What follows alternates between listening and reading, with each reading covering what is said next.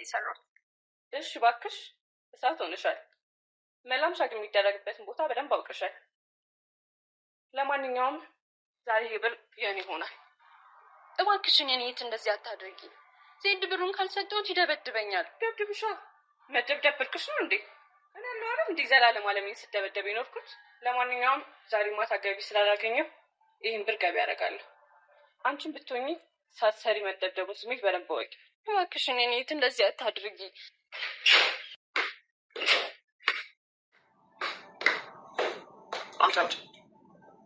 አምጪ።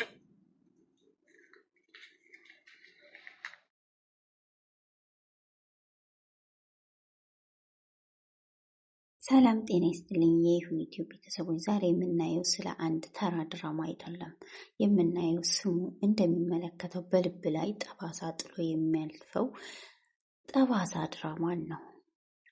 ለመሆኑ ጠባሳ ድራማ አይቶ አይኑ እንባ ያረጠበ ማን አለ? እየደረሰ ያለው ተከታታይ መከራና ስቃይ ከድራማው አልፎ እውነተኛ ህይወት ላይ እንደምናየው ነው። ጠባሳ ድራማ በህይወት በኢትዮጵያ ላይ አብሶ የሚያስተምረው ብዙ ነገሮች አሉ። ድራማ አልፎ እውነተኛ ታሪክ ነው እንዲመስል አድርጎ ዛሬ በዚህ ቪዲዮ ድራማው ለምን እንዲህ በስቃይ ተሞልቶ ተሰራ? የታሪኩስ መጨረሻ ከዚህ ስቃይ የሚወጣበት ተስፋ ይኖራል ወይስ አይኖርም ይሆን የሚለውን አብረን እናያለን ማለት ነው። ጠባሳ ድራማ በነገራችን ላይ አሁን ሰዓት ላይ በስደት እየሄዱ ላሉት ለህግ ወንድሞቻችን አስተማሪ ነው ማለት ነው። ምክንያቱም ህገወጥ የሆኑ ደላላዎች የሚሰሩበት ስራ ነው ማለት ነው። እናም እንግዲህ ይሄ ድራማ የተሰራው ስራዬ ተብሎ በገሃድ እየተካሄዱ ላሉት ስራዎች አስተማሪ የሆነ ድራማ ነው ማለት ነው። እና እንግዲህ ሁላችንም ድራማው ምን ይመስላል የሚለውን ድራማ ሁላችንም አይተነዋል ዛሬ ላይ ማለት ነው። እናም ጠባሳ ቀጣዩን ክፍል ድራማ ይዤላችሁ መጥቻለሁ። እስከ ቪዲዮ ፍጻሜ ድረስ አብራችሁ ይቆዩ። እንግዲህ የፍርቱና ሚስጥር ተጋልጦ አባቷስ ምን ያደርጉ ይሆን? የፕሌንስ ሚስጥር ከወጣ እናቷ ምን ያደርጉ ይሆን? ለእናቷ የማይሆን መርዶ ነው ማለት ነው ይሄ ነገር። ምክንያቱም እነ ብርሃን ወደ ቤት ሂደዋል እና እንግዲህ ታሪኩን ተከትለው ለፕሌን እናት ብር ሲሰጥ ማን ነው ምንድን ነው ብለው ጠይቀው ነበረ። እናም እንግዲህ ልጄ ከዱባይ የምትልከው ነው ብለው እነሱም እነ ብርሃን ደንግጠዋል ማለት ነው። ለፕሌን እናት እንግዲህ መርዶ ነው ማለት ነው። ምክንያቱም በባለፈው ክፍል ልክ እንዳየ ነው እንደ ፍርቱና አባት መርዶ ሆኖበታል ማለት ነው። የፍርቱና አባት ደግሞ እንግዲህ የታሪኩ የሚኖርበት ቤት የነበረውን አጠያይቀው ሂደው አንትን ብለው አግኝተው ነበር። ነገር ግን ለጊዜው ወጥቷል፣ ተከራይቶ ነበር የሚኖረው እና ሂዷል። አድራሻም ልንሰጥዎት አንችልም ለጊዜው አድራሻ ስላልሰጠን ብለው እንግዲህ ታሪኩን እያፈላለጉ ይገኛሉ። የፍርቱና አባት ማለት ነው። ታሪኩን እውነት እያገኙት ይሆን? ፍርቱናስ እውነት ይሄ ነገር አባቷ ምን ያደርጓት ይሆን የሚለውን ነገር በዝርዝር እናያለን ማለት ነው። እንግዲህ ፕሌን እናቷ ይሄንን የቡና ቤት ሴት መስራቷን ብትሰማ ምን ታደርግ ይሆን? ወይስ ደብቃ ይሄንን ህይወት ትቀጥል ይሆን የሚለው ነገር በጣም አነጋጋሪ ነው ማለት ነው። ምክንያቱም ምን ያህል ስቃይ ይደርስባታል የሚለው ነገር ማለት ነው። እና እናንተ ፕሌን እናት የቡና ቤት ሰራተኛ ዱባይ አለመሄዷን ብትሰማ ምን ይፈጠራል? ምን ታደርጋለች የፕሌን እናት የሚለውን ነገር እስኪ በኮሜንት አስቀምጡልኝ። ምንድነው ሀሳባችሁ የእናንተ? እኔ የራሴ ሀሳብ አለ። ምክንያቱም ለ2 ዓመት ሙሉ ልጄ ዱባይ ናት ብላ አንድ ደካማ እናት እየኖረች እያለ ዛሬ በድንገት መጥተው ልጅሽ የቡና ቤት ሰራተኛ እንጂ ዱባይ አልሄደችም ስትባል ምን አይነት ስሜት ይሰማታል ብላችሁ ታስባላችሁ? እኔ በድንጋጤ እኔ እንጃ የሆነ ነገር ትሆናለች ብዬ አስባለሁ። ምክንያቱም አስባችሁታል፣ ሁል ጊዜ ብር ይመጣላታል ይላክላታል። ድምጿን ግን ሰምታ አታውቅም ለ2 ዓመት ያህል። ነገር ግን ብር ስለሚላክላት ልጅ ዱባይ ናት ብላ ነው እያሰበች ያለችው ማለት ነው እች እናት። እና አሁን እነ ብርሃን ሂደው እውነቱን ሲነግሯት ምን አይነት ስሜት ውስጥ ትገባለች? አሁን በባለፈው አይተናል።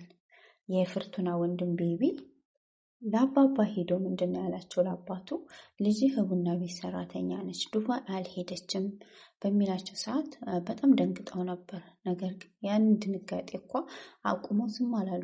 ታሪኩን ፍለጋ ገብተዋል ማለት ነው። ታሪኩን ግን ሊያገኙት አልቻሉም። ምክንያቱም ተከራይቶበት ይኖራል የተባለው አድራሻ ሲሄዱ ቤቱን ለቋል። ስለዚህ ተከራይቶ ነበር እንጂ የራሱ ቤት አይደለም የሚል ምላሽ ነበር ያተሰጣቸው እና እንደው አድራሻ ማገኝበት እንዴት ነው? የት ነው የሚኖረው? ቤተሰብ ካለው ብለው ሁሉ ጠይቀው ነበር። ነገር ግን ያንን ነገር ሊያገኙ አልቻሉም። ታሪኩ መገኛ የት እንደሆነ አያውቁም። ይሄንን ታሪኩ መገኛው የሚያውቀው ማነው? ቤቢ ያውቃል። ቤቢ ግን መርዳት አልፈለገም። ምክንያቱም ፍርቱናን አሁን እያሰበ ያለው ቤቢ ምንድን ነው? እሷ ወዳና ፈቅዳ የእነሱን ኑሮ ከእነሱ ጋር መኖር ሰልችታ ህይወቱ አስጠልቷት የገጠር ኑሮ ከተማ መታ ለሴትነት አዳር የገባሽ ነው የመሰለው ማለት ነው። ቤቢ ምንም አያስብም። ቤቢ የሚያስበው ከሱሱ ውጭ ማንም ዘመድ የለውም። አባትየው የሚጠላው ሱሰኛ ስለሆነ ዱርዬ ስለሆነ ስለማይማር ብቻ ነው። ፍርቱና ደግሞ ጎበዝ ተማሪ፣ አባቷን ጧሪ ስለሆነች አስበልጥ ይወዷታል ማለት ነው። እና በዛ ፍርቱናን ይጠላታል።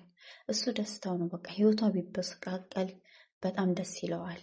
ለዛም ነው ፍርቱና እንደዛ ያለችው ትጠላኛለሁ ያለችው። እና አንዳንዴ ህይወት ከባድ ናት።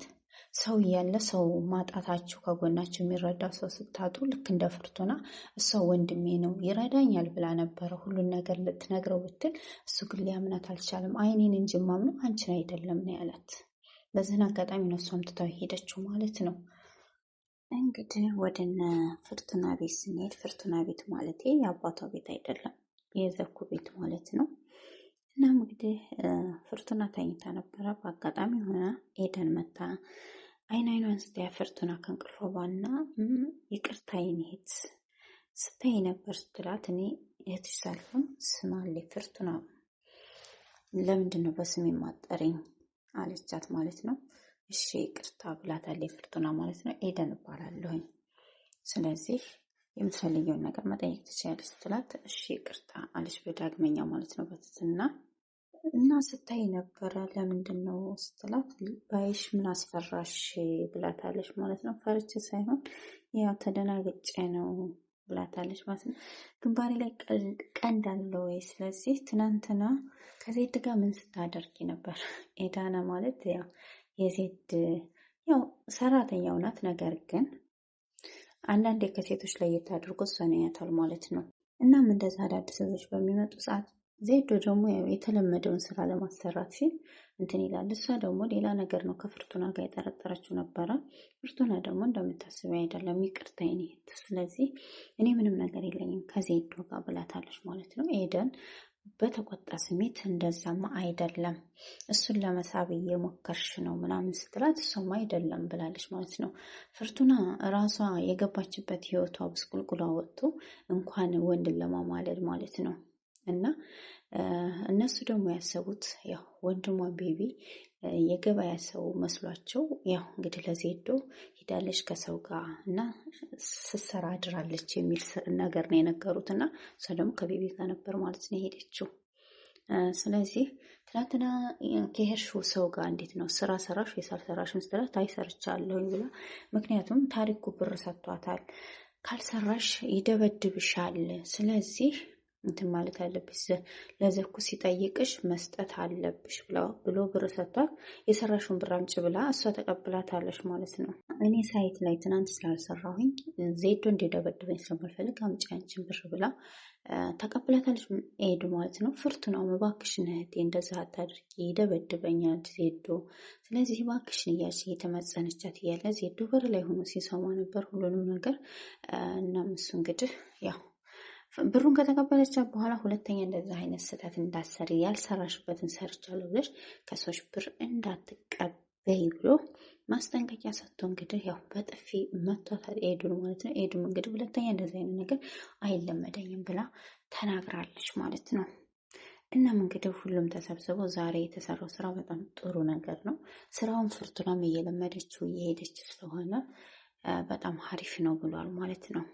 ፍርቱና በአጭር ጊዜ ስራዋን ተላምደዋለች ብሏል። እሷ ግን ምንም የሰራችው ስራ የለም። በነገራችን ላይ ያው ታሪኩ አባትሽ ስላሳዘነ ብሎ ነው እና ኤዱንም አሰቢበት፣ ሁለተኛ እንደዚህ አይነት ነገር እንዳሰሪ ብሏታል ማለት ነው። ዛሬ ትንሽ አሞኛል ስራ አልሄድም ብለዋለች። እሱም እንግዲህ ችግር የለም ፕሌንም እንግዲህ ላጠፋችው ጥፋት ቅጣት ተሰጥቷል። ዛሬ ረፍት ታደርጋለች። ግን ስራውን ዛሬ የሚሰሩት ያው ፍርቱናና ፍሬ ስራ እንዲወጡ ትእዛዝ ተሰጥቷቸዋል ማለት ነው። ፍሬም እንግዲህ ትንሽ ብር ያስፈልገኛል እባክህን ስጠኝ ብለው አንቺ ስላልሽኝ አይደለም እኔ የምሰጥሽ፣ ስለዚህ ሂጂና ቁርስ አቅርቢ ብሎ ተቆጥቷት በቁጣ ተነስታ ሄዳለች ፍሬም ማለት ነው።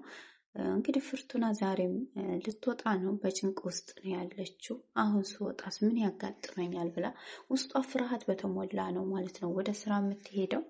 እንግዲህ ታሪኩም ለፕሌን እናት ያው ሪዞላት ሄደው ልጄ እኮ ይሄ በጣም ጥሩ ነው። እነ ብርሃንም እንግዲህ ለማወጣጣት ብሎ የፕሌንን እናት ምንድን ነው ያሉት የእህቴ ባል ነው እና ከእህቴ ጋር ግጭት ስላለው ለማጣራት ነው ለምንድን ነው አንተ ቤት የሚመጣው ብሎ ለፕሌን እናት እየጠየቀ ነበር። ፕሌንም እናት ሁሌም ብር የሚያመጣልኝ የልጄ ጓደኛ ነው እና ልጄ ብር የምትልከው በሱ ነው 2 ዓመቷ ከተለየችኝ ድምጿንም ሰምቻት አላውቅም። ብር ብቻ ነው የምትልክልኝ ከስንት አንዴ እና ልጄ ፕሌን አንድ ልጄ አንድ አይኔ ምንም የለኝም እሷ ናት በዚህ ምድር ላይ ያለች ከፈጣሪ በታች እና እሷ ዱባይ ነው ያለችው ብለው ሲናገሩ እንግዲህ ታውቃላችሁ አይደለ የብርሃን ጓደኛ ዝም ብሎ ማውራት ስለሚሆን ፕሌን እኛ የምናውቃት ነው ያለው ማለት ነው። እና እንግዲህ ብርሃን ምንድነው ቶሎ አስቀይሶ አይ ተመሳሳይ ፕሌን ነው የምትሆነው ያንቱ ፕሌን ልጅ ዱባይ ናት ያለችው ብለው